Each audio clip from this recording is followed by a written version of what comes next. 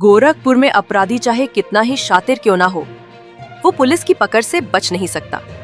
गोरखपुर के एसएसपी राजकरण नैयर की सूझबूझ, एसपी नॉर्थ जितेंद्र कुमार श्रीवास्तव और क्षेत्राधिकारी चौरी चौरा अनुराग कुमार की निष्पक्ष जांच में ये सामने आया कि 65 वर्षीय मृतक राजेंद्र यादव की हत्या उसके अपने ही पुत्र धर्मेंद्र यादव ने की थी।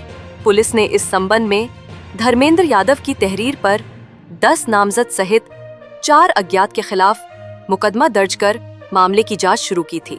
घटना के सीन रिक्रिएशन और वैज्ञानिक जांच के आधार पर पुलिस को संदेह हुआ कि मृतक की हत्या किसी करीबी ने ही की है।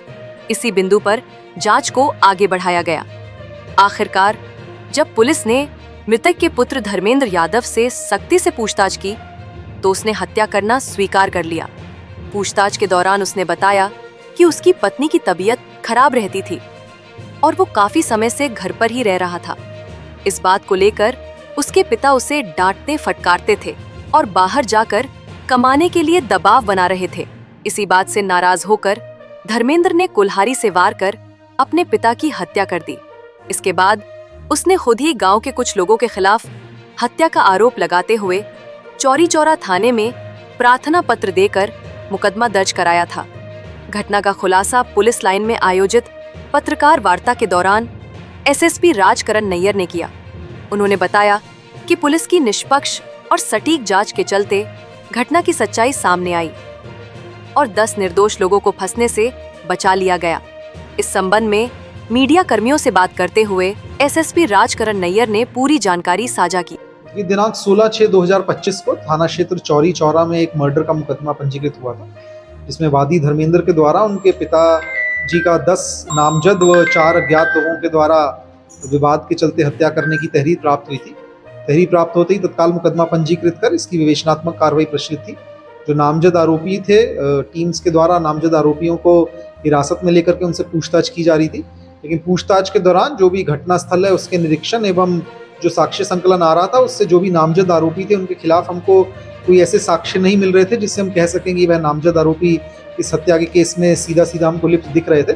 इसी के क्रम में घटना का जो क्राइम सीन का रिक्रिएशन था, उसमें किस एंगल से वार किया गया है जिसकी वजह से धारदार हथियार से जिससे मृत्यु हुई है, कहाँ से अभियुक्तों के आने जाने का रास्ता था, इन सब चीज़ों का जब एनालिसिस किया गया तो उसके क्रम में जो भी वादी के द्वारा तहरीर दी गई थी और उसमें लोग नामजद किए गए थे, उनके खिलाफ कुछ ठोस हमको साक्ष्य नहीं मिल रहे थे, जिसके क्रम में टीमों के द्वारा फर्दर हमारा इसमें साक्ष्य संकलन किया गया। अंततः हमारे पास जो भी प्राप्त साक्ष्य थे उसके क्रम में जो वादी मुकदमा धर्मेंद्र थे, उन्हीं से जब पूछताछ की गई और अन्य परिवारीजनों से पूछताछ की गई तो उसमें जो हमको डिस्क्रिपेंसीज लग रही थी, उसके क्रम में आगे विवेचना करते हुए हम लोगों के सामने ऐसे सबूत आए जिसके माध्यम से हम फाइनली इस केस को वर्कआउट कर पाए और वादी मुकदमा धर्मेंद्र स्वयं ही इस केस का आरोपी निकला। उसी के द्वारा अपने पिता की धारदार हथियार से हत्या की गई थी। उसके द्वारा अपने घटना में अपने आप की इन्वॉल्वमेंट और घटना का अभियुक्त होना स्वीकार किया गया है। उसी की निशानदेही पे जो आला कत्ल है उसे बरामद किया गया है। इसके क्रम में अभी तक के प्राप्त साक्ष्य के अनुसार धर्मेंद्र को गिरफ्तार करके माननीय न्यायालय के समक्ष प्रस्तुत किया जा रहा है और जो भी लोग नामजद हैं उनके खिलाफ, क्योंकि अभी तक हमको कोई भी ऐसे तथ्य नहीं मिले, उनमें से किसी की भी गिरफ्तारी नहीं की जा रही है। और अभी तक जो भी हमको साक्ष्य संकलन मिल रहे हैं, जो भी विवेचनात्मक कार्रवाई की प्रगति अब तक है, उसमें धर्मेंद्र के द्वारा अकेले ही अपने पिता की हत्या करना हमारे सामने आ रहा है। लेकिन अभी भी विवेचनात्मक कार्रवाई प्रचलित है। अगर आगे इसमें कोई अन्य प्रगति होगी तो आप लोगों को अवगत करवाया जाएगा। मैं विशेष रूप से आपके माध्यम से मीडिया को धन्यवाद देना चाहूँगा। मीडिया ने बहुत ही इसमें पेशेंस दिखाते हुए हम लोगों का काफ़ी सहयोग किया और जिस तरीके से आप जानते हैं कि मर्डर का बड़ा संवेदनशील घटना थी और उसमें जो भी नामजद आरोपी थे उनसे, क्योंकि हमारी लगातार पूछताछ चल रही थी, ऐसे मीडिया का काफ़ी सहयोग रहा जिसकी वजह से किसी भी निर्दोष के साथ कुछ गलत नहीं हुआ और जो भी दोषी है अंततः उसको हम न्यायालय के समक्ष प्रस्तुत करके न्यायिक हिरासत में भेजने में सफल हुए। देखिए, हत्या की जो वजहें इनके द्वारा बताई गई है, इनका परिवार में विवाद चल रहा था कि धर्मेंद्र का कोई सीधा आय का स्रोत नहीं था।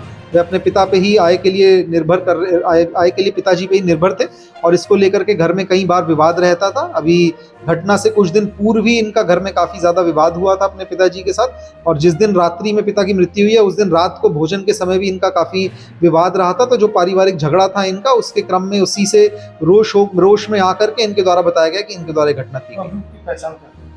अभियुक्त की पहचान जैसा कि मैंने आपको बताया कि जो हमारे पास साक्ष्य घटना के क्रम में आ रहे थे, जो पूछताछ में चीज़ें सामने आ रही थी, उससे जो भी डिस्क्रिपेंसीज थी, जो क्राइम सीन के फॉरेंसिक के द्वारा क्राइम सीन घटनास्थल देख करके जिस एंगल से वार किया गया था, जहां से अभियुक्तों के आने जाने का रास्ता बताया जा रहा था, उसमें जो भी हमको डिस्क्रिपेंसीज लग रही थी, उनको फाइनली वर्कआउट करते हुए हमारी टीम के द्वारा अभियुक्त तक पहुंचा गया। क्रिकेट के द्वारा पिता की हत्या हुई, पिता एक ही था कि और कोई साथ? अभी तक की जो भी हमारी विवेचना है उसमें, और जो भी अभियुक्त ने भी अपना कबूलनामा किया है उसमें उसके द्वारा बताया गया है कि वह अकेला है। हमारे अभी तक प्राप्त साक्ष्य में भी हमको यही इन्वॉल्व लग रहा है, लेकिन यदि इसमें आगे किसी और व्यक्ति का साथ आता है, क्योंकि विवेचनात्मक कार्रवाई हमारी प्रचलित है, कुछ भी प्रगति होगी तो आप लोगों को पुनः अवगत करवाया जाएगा।